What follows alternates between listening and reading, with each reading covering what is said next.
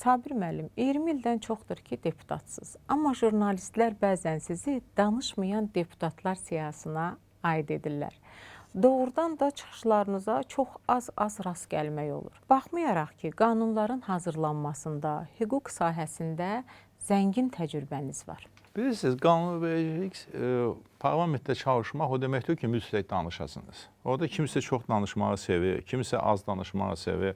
Əsas siz bir qeyd etdiyimiz ki, qanunlar üzərində işləmək. Yəni komitədə işləmək olar. Öz təklifini işçi qaydada təklif edə bilərsən.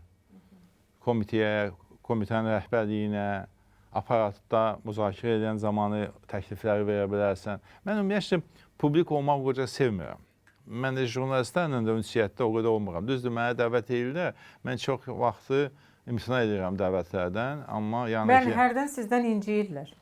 Mən o qədər istəmirəm ki, mən publik olanda hamısı sizi tanıyır, hara gedir hamısı tanıyır. Mən o qədər onun tərəfdar olmamışam ki, hamı məni tanısın. Yetərincə tanınırsınız amma. İndi görürsünüz də, hələ çalışmışam, amma mən hər dəfə televiziyada görsənsəm, hər dəfə parlamentə çıxış edəsəm və onda daha çox tanınaram. Amma mən istəyirəm ki, mən küçədə gəzəndə, xiyabanda, parkda gəzəndə, yəni məni tanımasınlar. Ona görə də onun tərəfdarı deyirəm ki, heç vaxt publik olam. Öz işimi görürəm, çalışıram.